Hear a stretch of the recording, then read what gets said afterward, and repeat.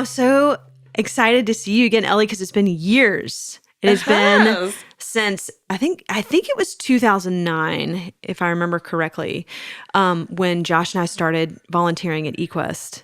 And I've always had a love and a passion for horses. So as soon as I was like, I need to get involved, I need to start volunteering, Equest popped up. I was like, okay, this is perfect.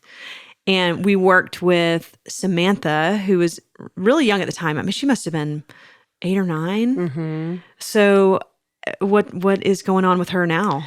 So Samantha has graduated from high school. Wow. And she has a job. Oh and she's also doing things with My Possibilities, which is another great North Texas agency. Okay. She's been involved in theater and cheerleading. She was riding, I think, up to last year. Wow. And the place that she was riding moved to a different location. Okay. But she is thriving. Her mom is so excited with all her activities. It's hard to keep up with everything and still have a full-time job as her mom. Right. No kidding. Yeah, I remember that at the time.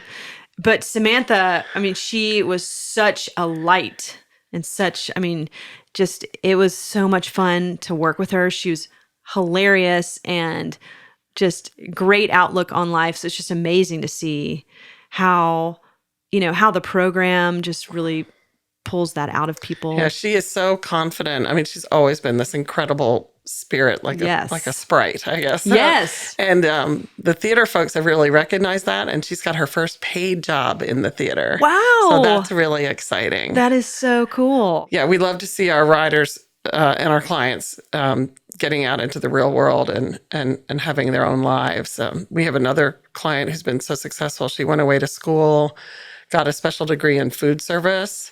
And I can't remember how many years it is now, but she has a full-time job with the school district. She goes every day. Even during COVID, she was going. And she still does carriage driving with us. And she still volunteers with us. Her mom is a volunteer star with us. So we love to see all those guys out there in the community. And one of our clients actually works for Equest. And really? So we get to see him every week. That's so cool. Yeah. So tell us a little bit about Equest, because I know, but just for the listeners' sake. So if I have it right, I think we were founded in 1981. Okay. We actually just had our big 40th anniversary gala celebration last year. Congratulations. So that's exciting. And we have been in a big transition about, I think it was about 2014. We first opened the horse park. And by 2017, we had consolidated everything down at our new location in South Dallas. And we're so excited to be in Dallas County to be able to serve so many folks in need in this area and be able to reach out to different communities that we might have been too far away from in Wiley for them to be with us. So we have some incredible, exciting programs going on. We have a partnership with the police activities group. So the Dallas Police Department comes and we work with some underprivileged youth. Wow. And they learn to groom and tack their own horses and ride and do their thing. We have a really cool literacy program that's been growing where the students can write letters to their horses and then they come out and read to their horses. Oh my gosh. And everyone has fallen in love with that program. Yeah, that sounds amazing. So we're doing, and of course our counseling program has just grown incredibly. It's probably our fastest growing department. We keep adding more counselors, and there's just something about the magic of the horse and how it makes people feel. Yeah. To work with that in a counseling setting is just dynamite for folks. So how does that work? How does the counseling session work? They're unmounted sessions. Okay. And very private. So we know if we see a counselor and a client and probably an instructor, maybe not usually a volunteer, just a little small group kind of quietly in the arena with a horse to give them a wide berth and give them lots of privacy. And so they might sit and observe a horse or a group of horses interacting with each other and reflect on how those interactions compare to human interactions and what the horse is feeling, what the person is feeling. The horse can often be a mirror of what's happening with someone, and they're very empathetic. Wow. So the horse may come up and approach the client and interact with the client. The client may approach the horse and interact with the horse. or they might observe that herd behavior. It's just really, really powerful. And then they might do things like grooming or leading them around, or it might even go out in the pasture with them. We're right on the edge of the Great Trinity Forest. It's the largest urban natural hardwood forest in the entire country. I know, it's So amazing. we have this beautiful, untouched bounty right outside our back door. So we're so grateful to the city of Dallas for partnering with us and letting us be their tenant at the Texas Horse Park. Yeah, what an amazing, setting, because as a landscape architect, we know all of the benefits of immersing yourself in nature and how just reducing cortisol levels and increasing just mental health and well-being. So that's just like a perfect combination. Yeah, we have a lot of trails that go back in through the woods, and we use them for special trail ride days. We use them for the Veterans Host for Heroes program. We have a sensory trail where you can get in touch with different, areas of your senses with touch and smell and taste and hearing and different activities as you go around the trail, different things you can do. And then, of course, there's just the nature that's everywhere. So some things are unintended. The other day, I saw a coyote just walk across the path. Wow. And the horses are just like, hello, whatever. Yeah. It didn't bother Yeah, them. right. And of course, you've been hearing all in the news lately about the wild boars or the wild pigs right. or whatever it is. So I haven't seen them, but I think we've seen evidence of them. Wow. So nature is out there. Yeah. And we have birds, we have mice, we have, flowers and trees, everything everywhere. And a lot of corporate groups or church groups, synagogues, different service groups, the Boy Scouts, Young Men's Service League, Girl Scouts, they'll come out and help us keep the trails tidy. So not everyone who volunteers with us has to volunteer all the time. Right. They can come once a year or twice a year or, have special group projects. That's great. I hadn't really thought about that. Yeah, they'll help us clear out brush and cut down branches. And sometimes we have funding to rent a big wood chipper, and then we'll chip all that debris and make it into like a path along the trail. And it's nicer for the horses to walk on and the people who are helping them. God, that's amazing. So how many horses do you have? Do you know? Oh my gosh, I should have prepared for that one. No, it's totally okay. I'm just curious. I think we fluctuate between about 30 and 40, Okay. Depending on who's retiring. Most of our horses, they're in their second or third careers when they come to us. So we have started as young as about 4 or so, but I'd say our average age is probably between about 14 and 20. Okay. And we've had horses, we do everything we can to keep them happy and healthy. They get massage and chiropractic and special supplements. And I've even worked on some of them with essential oils. Wow. And then one of our barn facility managers, Leslie, has been taking a special course in how to take care of them and massage them and everything. And so some of them have lasted into their 30s with us before they retire. But That's amazing. most of them are in their teens and 20s. And of course, we have every size and shape and color of horse you can think of. We have a bunch of minis. So the minis, that we call them our mini ambassadors. And they'll go out into the community. They'll go to nursing homes, libraries, schools, parks. They've been to North Park and the television stations near the American Airlines Arena several times. They've been to fancy parties. They've surprised people on their birthday or people who were maybe struggling with a chronic condition to cheer them up. They're very easy and they're not intimidating, of course. Right. We've painted them. We've dressed them up as angels, Oh my gosh. aliens, and all kinds of different things. So the minis are very active and everyone adores them. We also have a miniature donkey named Taco, and we call him our little burrito, the burrito. And he's a favorite for everybody, and he's very expressive and funny. And then one of our minis actually drives a little cart. What? So we do carriage driving, and it's kind of like, driver's ed where there's two steering wheels, but there's two sets of reins. So one of our young, smaller clients and her instructor will both sit in a little cart, and they'll drive around together. Oh my gosh, and that sounds amazing. It's really precious, and so she's cute. excellent at it. Wow. So that's fun. And then, of course, we have our large carriage, regular carriage driving. And something that's very unique about that carriage is someone helped us build a ramp onto the back of it. It's kind of like a folding ladder, like an aluminum ramp. So we can unfold it in the back, and we take out the regular seat and put in a half seat for the instructor driver. And we can roll a wheelchair up that ramp and secure it into position so anyone in a wheelchair can be a carriage driver. Wow, that is really cool. It's very empowering to get behind the reins of a big carriage and negotiate it around a course and show everyone what you can do. It's amazing to hear the growth just from when I was there, when Josh and I were volunteering in 2009 and then 2010, I guess.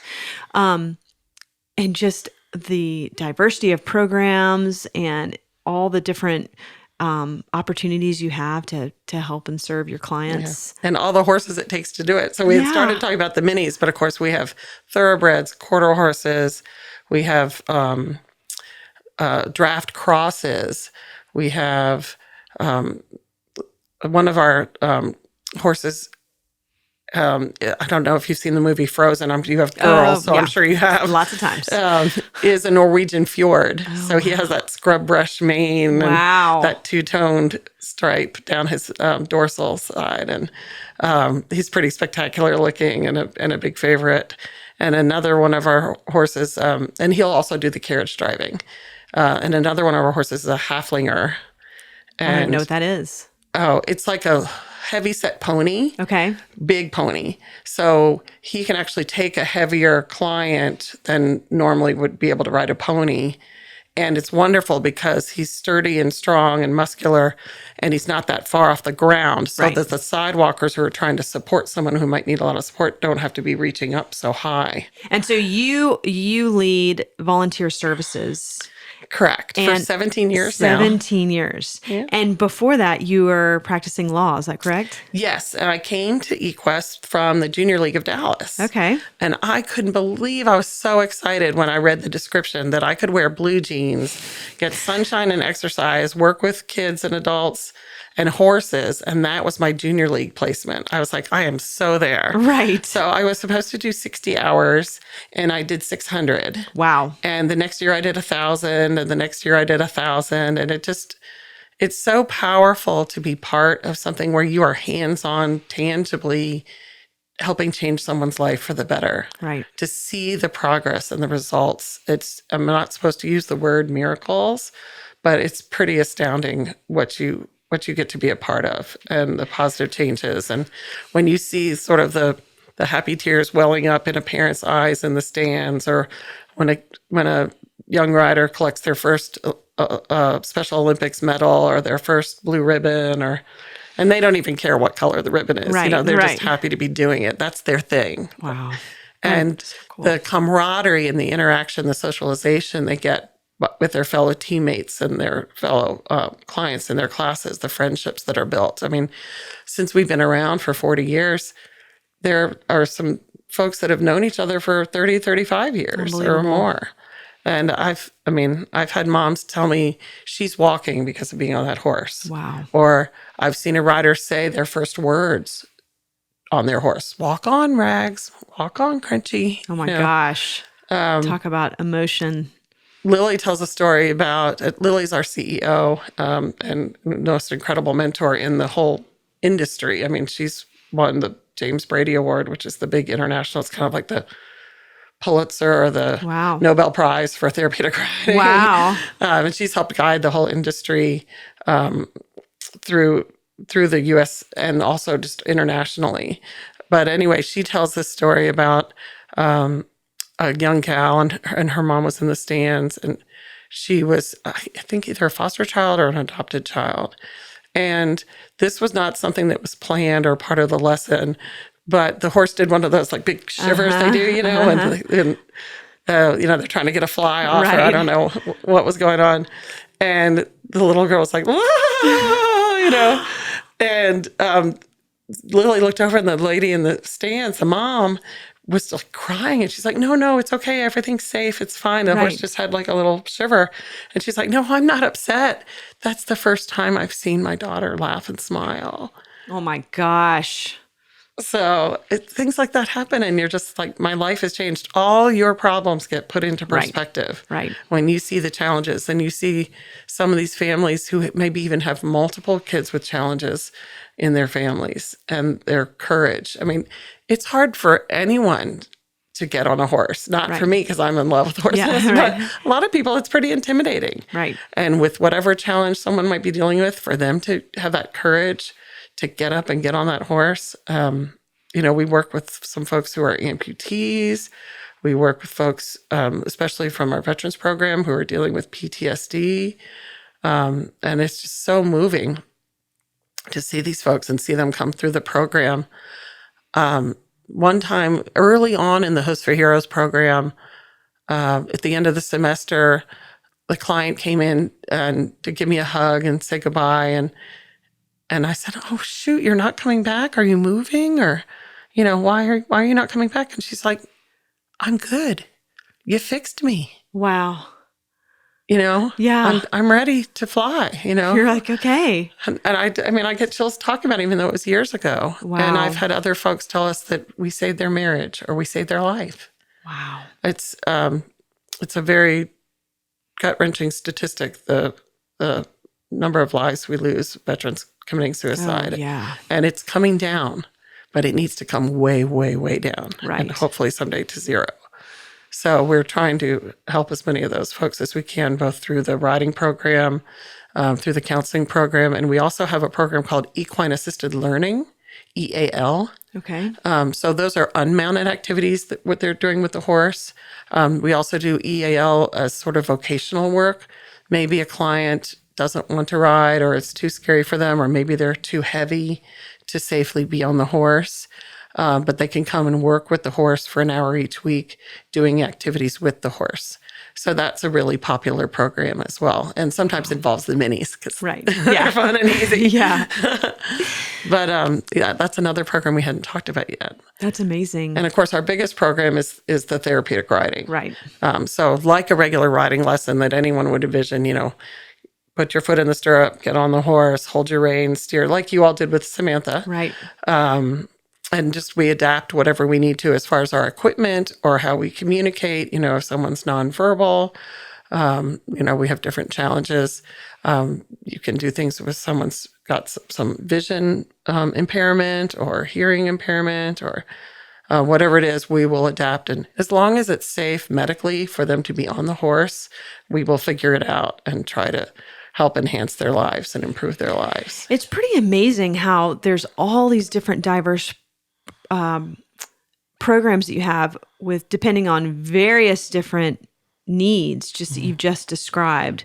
I mean, people that may have a hard time speaking, or they aren't speaking at all, or people with autism, or people with physical disabilities, or people with emotional, you know, disabilities or struggles that they're having. It's amazing that it can be a variety of things. Yeah. And we try to say challenges or needs. I know. I was trying to find the right word. It's okay.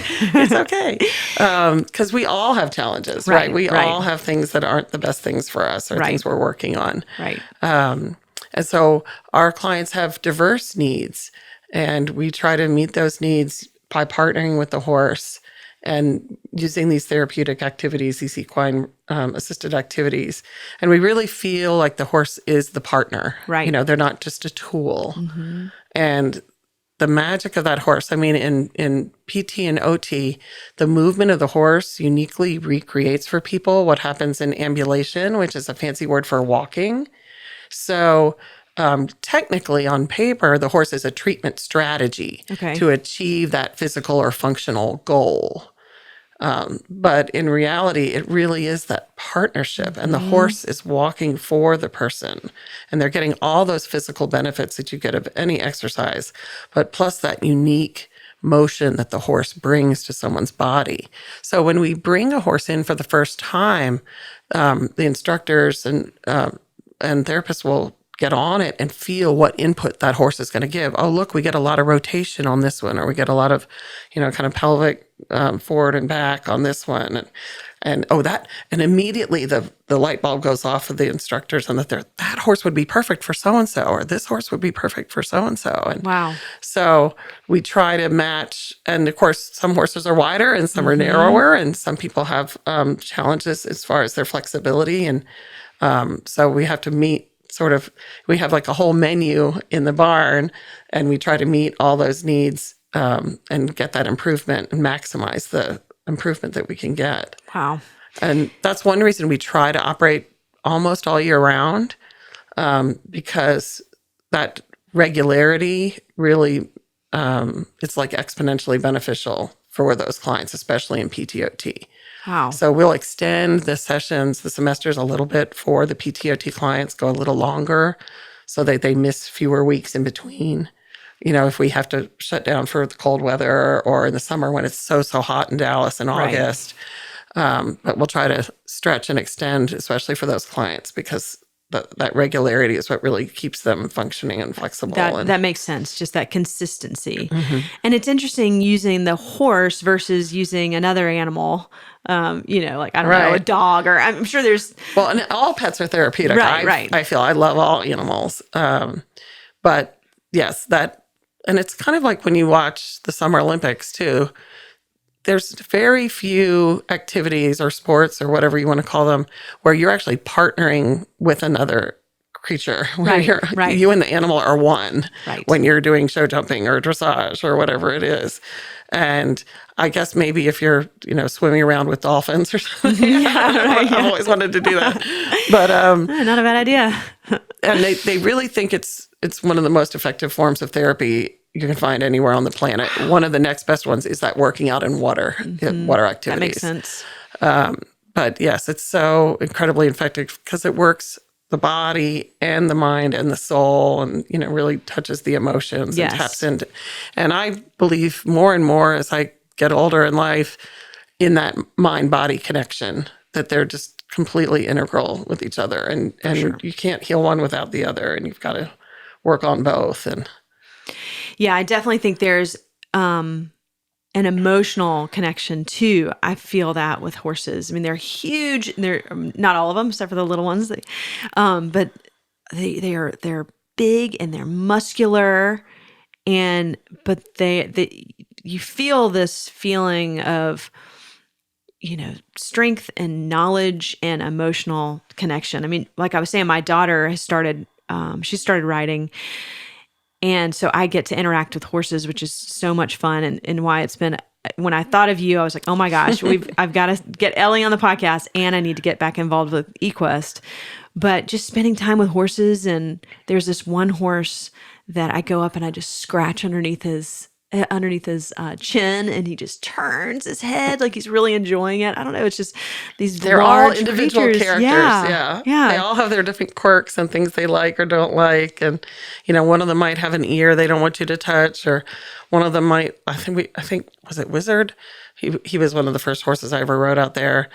We do offer volunteer riding lessons for our longtime volunteers, and that's really special to get to ride these amazing, accepting animals. But Wizard liked popsicles, especially in August. Oh my God, that's great. But they all have their different quirks and things, and their personalities, and they also have their different relationships. So like we were talking about with the counseling sessions, you can watch the herd and who they like to be with and who their buddies are. And we have kind of like grumpy old men group, and these guys are kind of in love right now. We better turn them out together. And and they're astoundingly empathetic. They don't judge, they accept. And the world these days is getting more and more accepting of people with differences and challenges. It wasn't always like that. So for so long, we were a place where you walk in the door or roll in the door in your wheelchair or on your crutches or whatever you were using, and no one blinked, because it's a place of acceptance, a place of possibility. And we always try to look at what the potential is, and we'll deal with what the challenges are to go towards that potential. But we always see the possibility and the potential for first. And I think the horses are like that too. You know, if a new face walks into the barn, they're like, "Oh, who's this? You know, what do they smell like? And what are the potential treats I might get from them? And I wonder what activity we're going to do." And I don't know, they're just so accepting, and they're so authentically themselves. You know, they can be a little mischievous sometimes. They can be a little playful. We had a couple little horses when I first started out there in Wiley, that when we'd turn them out in the arena, they could undo the latch on the gate, and then we'd go and find them like having a big munch out party in the hay barn. So we'd have to put the halter around the latch of the gate so they couldn't undo that's the hilarious. Gate.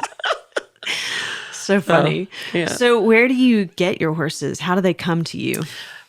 Most come from donation. A few come from purchase. We have gone, Bryn is from Maine. He was the horse of one of our interns that I actually was almost going to get him for Emma when she was doing a lot more riding. And then actually our head therapist got him for herself and then donated him to the program. Okay. So he came all the way from Maine. We've had horses come from Tennessee, from Florida, from Colorado, all over Texas. And sometimes wonderful individuals or foundations will donate funding for us to go out and find the horses we need. Wow. Because sometimes we have to target what we're looking for. We need more big, like those draft crosses that we were talking about. Right. Because they can carry our big, tall veterans. Mm-hmm. We need a big, sturdy, really gentle-tempered horse to potentially be our new vaulting horse, so we can reinstate the vaulting program. Wow. And for those folks who may not know what vaulting, you're not supposed to call it circus riding, but if you've ever seen circus riding, that's probably the most visual that you've seen that's similar to it. So it's sort of like gymnastics on horseback. So you might kneel. The horse is like a moving energy field that you're doing your exercises on. So you might jump down and jump back up on the horse, or you might sit sideways on the horse, or kneel on the horse, or stand on the horse. Wow. Or even do handstands and things on the horse. That's pretty advanced stuff. But so you need a big, broad base. Wow. So how often are people doing that? Well, right now we're looking for the right horse. Okay, you're looking for it. Okay. Yeah, but we have had the vaulting program, and it talk about, that Leonardo DiCaprio front of the boat right, moment, yeah. right? If you're standing up on your horse as he's going around the arena, or kneeling on your horse, or talk about courage. Yes. Oof, and man. it being empowering. If I can do that, think of all the things I can do. Yeah, absolutely. That's amazing. Yeah. So with, you obviously came in, fell in love with the organization, and then you moved into the volunteer services role. Was that a role that was something in particular that kind of called to you that you? Yes. Okay. Yes. I mean, it was sort of twofold. We used to talk about maybe moving back to where our families were on the East Coast. And then I would think, I could never leave Equest. It's crazy. We're not going anywhere. And then when we were starting our family, I really wanted to have a job that my family could be part of what we were doing. And I didn't want to be working till midnight and having a nanny pick up and raise my kids, that kind of thing. So from our personal level, Equest always felt like a family. And then from a calling level, I mean, if you're doing 1,000 hours a year while you have a full-time job and a husband, that's a calling. Right. Yeah. So I used to think, I wonder if there was a way I could just volunteer all the time and get paid, not have a regular job. Right. So it's actually kind of a funny story. So I interviewed with Lily, and the chairman of the board that year was a lady named Donna, and we were at her office off of Oak Lawn. And we had to do a writing sample and, answer a whole lot of questions. And they said, well, we're going to go upstairs for a minute and we'll come back down and let you know what we've decided.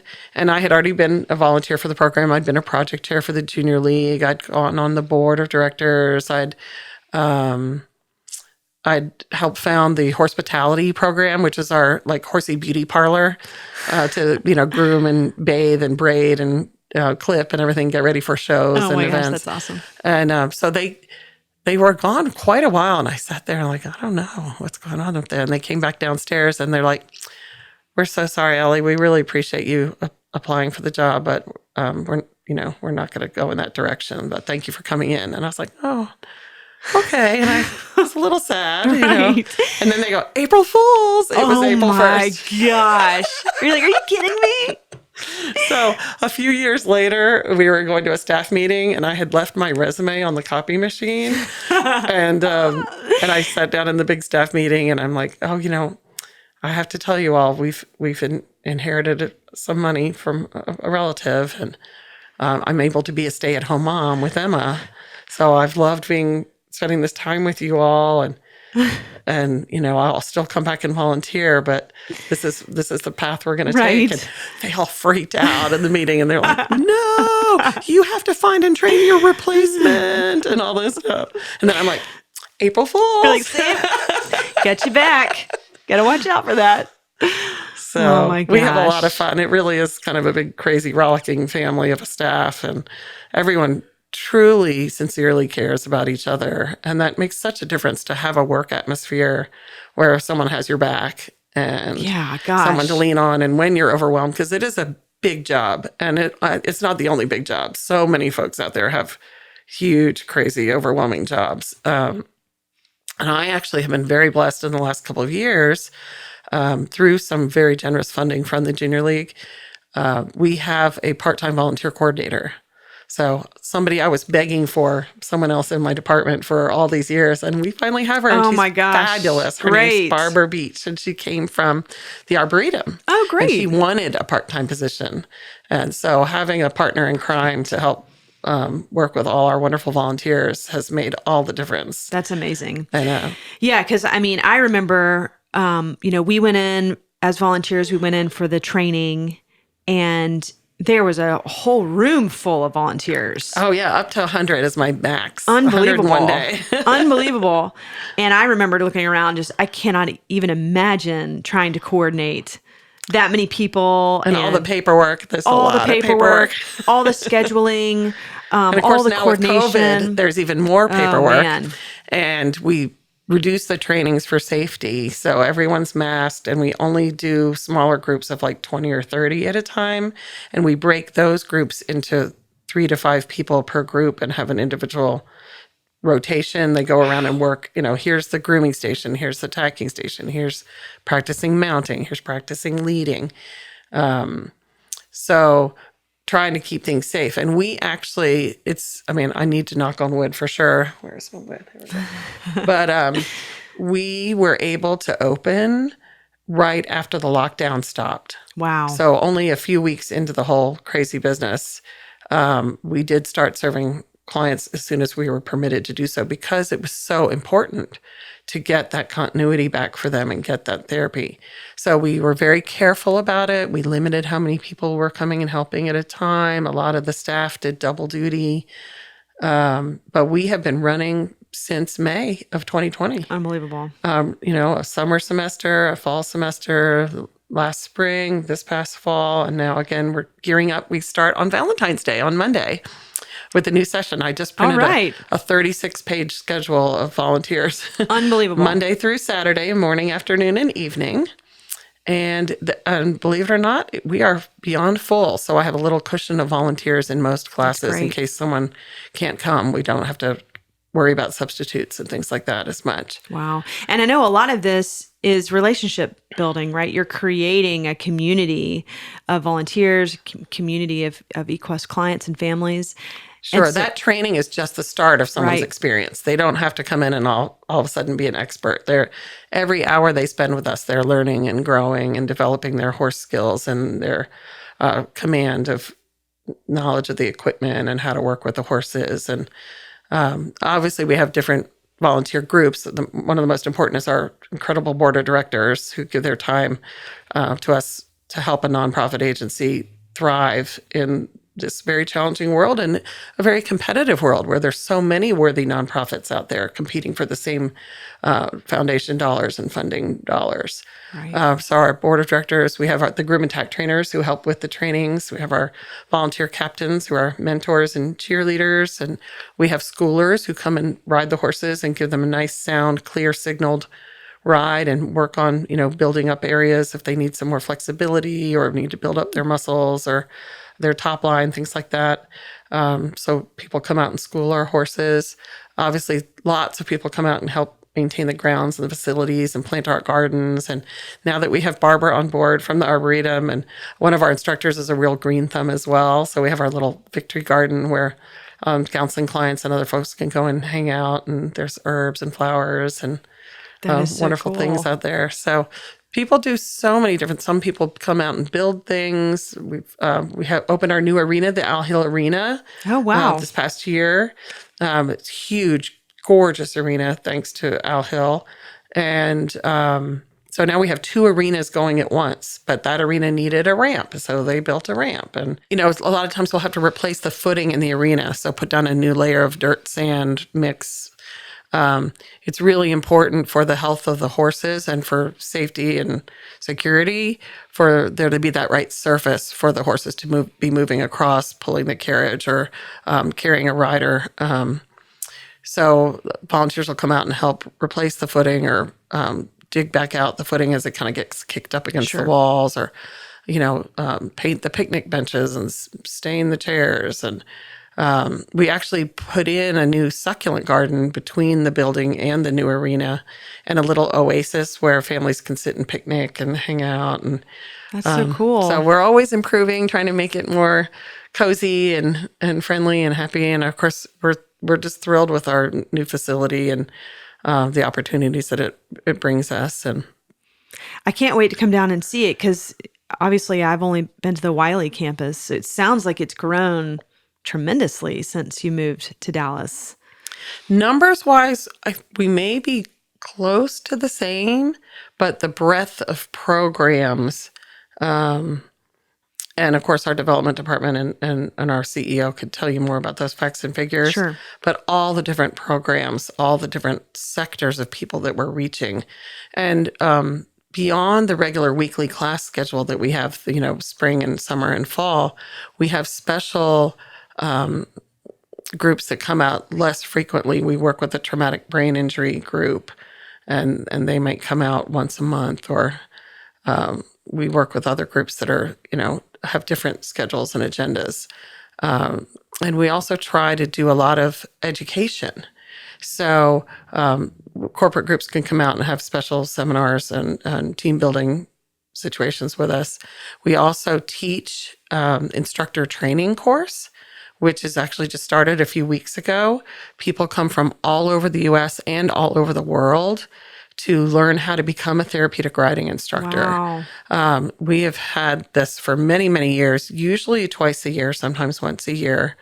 And it's when we go to our international conference through PATH International, it's like alumni weekend. We see all the instructors after 40 years of, teaching folks how to become instructors, that they'll come back for conference, and it's like old home week, it's like reunion time. And that's so fun. So we have folks from Japan and Holland and South America and Central America and Mexico and all over the US and Canada. And I'm sure I'm missing continents, but sure. It's incredible. And then so they'll go on, and they might go on and start their own center somewhere else, or they might, join and enhance and be able to serve more clients at an existing center.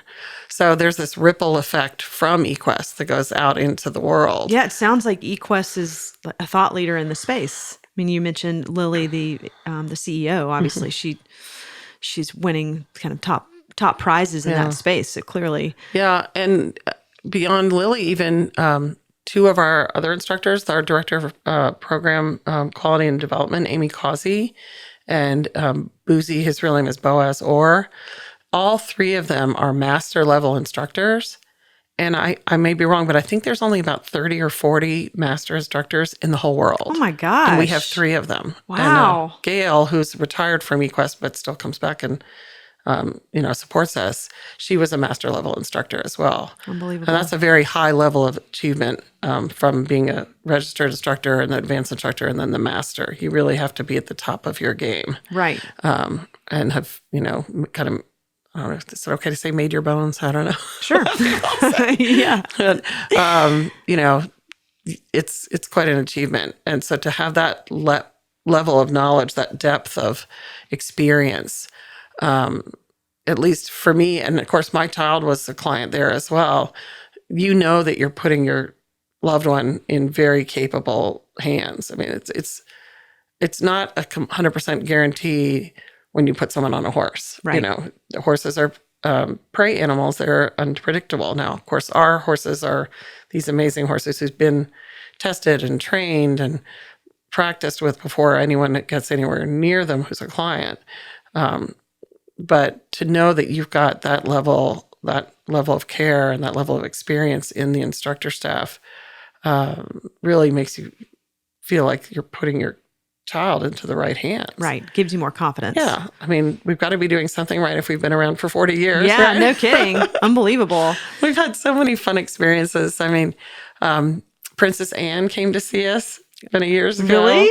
Yeah. She wanted to visit a therapeutic riding center when she was going through Texas. And so we had to go through all this protocol training and how, do you say Her Royal Highness or ma'am, or, how you respond if she speaks to you. And we cleaned the toilet really, really well and then put a big sash over it so no one else could go in there. Oh my gosh. And she was funny. She didn't come with this big, motorcade and the flags and everything. She's so down to earth and wonderful. And I think she came in a minivan and she pulled up and we were all ready. And we had different demonstrations set up in the outdoor arena and the indoor arena. And she walked through the barn and she had this big bouquet of flowers someone had given her.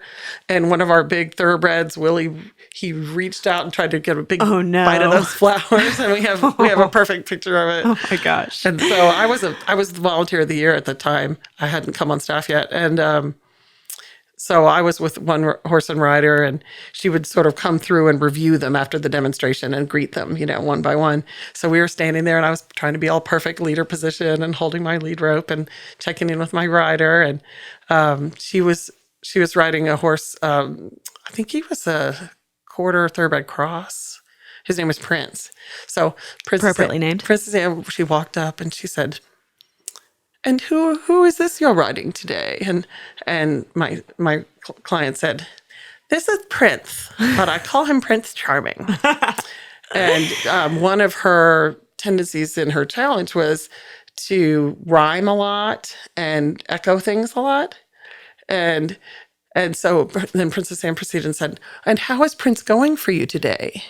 And of course, I'm just standing here like this. And Jessica said, "He's frisky because I gave him whiskey." And I was like, "Oh my gosh, did she just say that to Princess Anne?" Oh, no. And of course she chuckled and loved it. Oh my gosh. Super fun. And that is hilarious. And I couldn't tell everyone until way after everything was done, but it was just so cute. I'll never forget it. Wow. She was a stitch. That is so amazing. How cool. Yeah, some of the funnest moments are when things surprise you. Right. Like that horse shivering or Jessica's little Prince rhyme. Right. It sounds like it's just such a magical place, It is.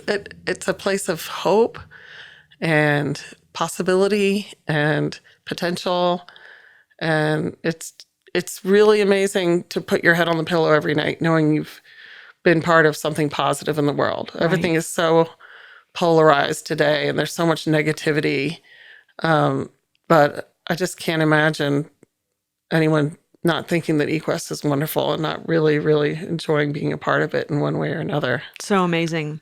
So when you kind of squint your eyes and think about the future and, either your future with Equest or your future of how you can impact the world, because you've been doing that for so many years at Equest, do you have any goals or any aspirations that you haven't achieved yet?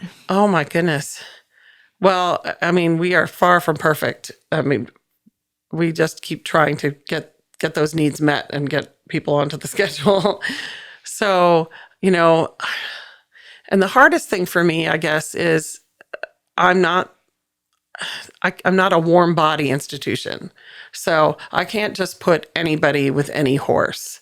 It's not like maybe the food bank or somewhere where as long as you've got this time shift, anybody who's trained can go in there and do it. Because I'd have to think about how tall is someone going to be to sidewalk with our Percheron thoroughbred cross, or how confident the leader is for our horse who's got a little more pep in his step, or all those kind of things. And then sometimes a client will benefit more from being with a man or a woman or a young person, or, there's different elements in the mix. So it all has to be very hands-on when I'm going to massage the schedule and figure everything out. I have to really try to know all the players and get all the matches. Is like a chess match. Yeah, it's like a big crazy puzzle. Yeah. And I got to fit those pieces in the right way. So someday I would love for that to become more technically automated, if that was possible. Some kind of crazy I'm sure. algorithm Yeah. thing. But again, I don't want to take the personal out of it, because I really try not to just, oh, yes, that volunteer's here. Oh, you're here. How was your husband's heart surgery? How's your puppy doing? How is your son liking the military? I want to keep it personal. I want to know that person and have that person feel like they're a real person to us and not just filling a need.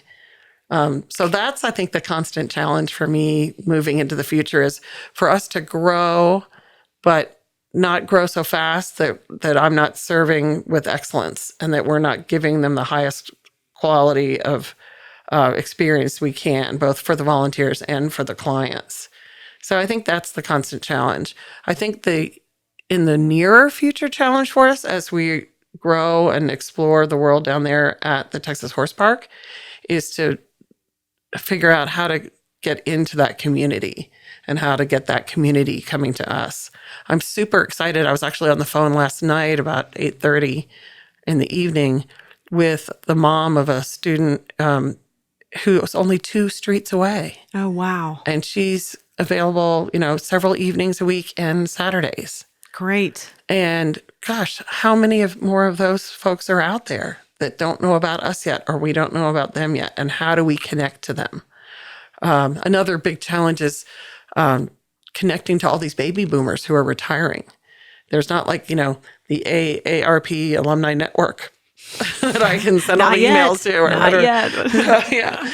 So, yeah, hopefully someday a better way to get to connect to people. There's some wonderful institutions in North Texas that help us.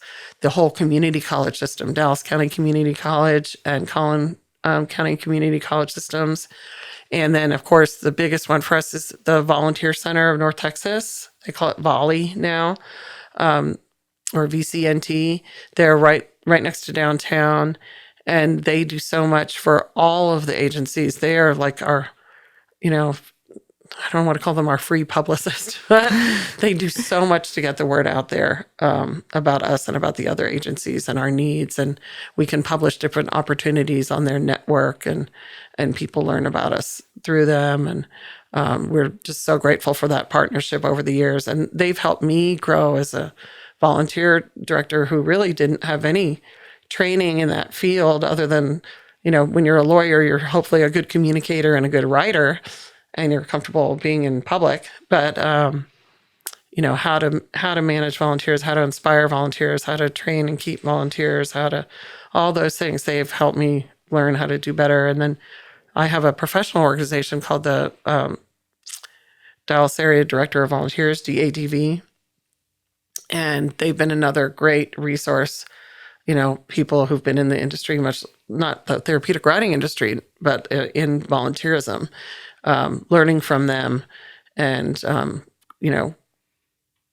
not having to reinvent the wheel because they've already done it. Yeah. And they encouraged me, and Lily Kellogg, our CEO, encouraged me to grow my skills and study to get my CVA, and I just got my CVA this past year. Wow, congrats. So that's really cool. I never even knew that you could put a credential after your volunteer That's name. so cool, yeah. So that's been pretty exciting and a little stressful studying and learning, I'm getting sure. everything right. But yeah, I mean, you can never rest on your laurels. There's always a better way, Right. and more you can do. And so for all of us, we want to reach more clients. We want to help more people. We want to bring that veteran suicide level down. So the challenge is, how many hours are there in a day, how many days in a week, and how many horses we need who are ready and trained and ready to go for these clients. Right. So if anybody's listening and you know a great horse, please contact Equest, equest.org. We are always looking for horses. And like I said, of all shapes and sizes, from the minis to the ponies to the quarter horses and thoroughbreds. And we've any age between, 4 and 20, probably ideal is 10 to 15. But gosh, we need horses. We really do. And super grateful to all of the folks who've helped fund the horse purchases that we've needed to do, and all the folks who've donated their beloved babies to our program. And we promise that we take incredible care of them, give them the best life and as much turnout and playtime as possible, and vacation. Yeah. You can always tell when you're getting to the end of the session. There might be a little case of the grumpies here or there, just like kids in high school. Sure. Right? Yeah. Or adults. Yeah. Well, yeah, you can definitely feel confident, donating your horse to Equest, knowing that they're going to a good home, and talk about the impact that they're going to have on people's lives. And I'm just so inspired by the organization and by your message, all the things that you've talked about today, and the part about relationships and building relationships, and really getting to know people and taking the time to invest in those relationships and friendships. And it's This is not the key to being human. Exactly. I mean, we're humans. Yep. We have this gift of love that we can share with each other. Absolutely. And connection. Yes. And the horse is this incredible partner in that. Right. And we're just so blessed to be working with them and trying to help people. Yeah, I love it. And that's why with my new business that I've started with this business development coaching and consulting, I'm giving part of my my profits every year to Equest. Thank you so much. So can't give you very much right now. but just think if everybody gave just a little bit, right. What a difference that would make. And, whoever said healthy as a horse never paid a vet bill. Right, yeah. Because we have shoeing and dental and equipment and, supplements and, specialty medicines and worming and all those things, So it's a pretty sizable budget just to keep the lights on and keep things running and keep those salaries paid. And we're just so grateful to all the support we get from our board and from all our donors. And a lot of the volunteers are our donors as well. They give on both sides of the equation. I mean, you can you buy into it immediately. You step in and you volunteer, and immediately you feel that connection. Yeah, so. I think the last time I calculated it out, there's a organization called Independent Sector, which calculates every year the value of the volunteer hour. And ever since I've been working there, it's been creeping up between $20 to almost to $30 an hour. Wow! So when we add up and say, the volunteers have given us 20, 30,000 hours in a year, that's $500,000, $750,000. Wow. If we had to pay staff to do all those things. Yeah. That's really powerful when you go to a foundation or an individual donor and say, look how much people believe in what we do. They give us this value of their time. Right. They believe in us. They come every week, and they see the changes. Yeah, they the impact. They see those smiles, hear those laughs, see those little teary families in the audience. Right. Hearing those stories, it's just pretty magical. So, well, thank you, Ellie, so much for coming on and sharing the story of Equest and your story. And I just appreciate it so much. Oh my gosh, I hope we did okay. You did great. You did great. Thanks so much. Fun. Okay. Thanks, Ellie. Bye.